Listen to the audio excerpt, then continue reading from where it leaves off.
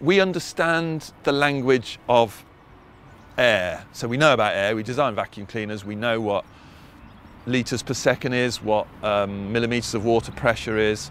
So we just had to adapt things to move volumes of air. So we didn't need to know anything about the patient. There was no time to learn about lungs or breathing.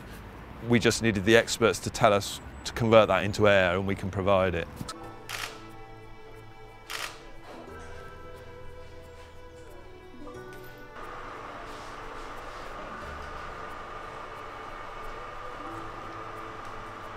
There's no reason why thousands of emergency ventilators can't be built each day if we've got people set up making the bits, assembling the ventilators, and there's people at the hospital ready to set them up and attach them and calibrate them. Then yeah, we can go.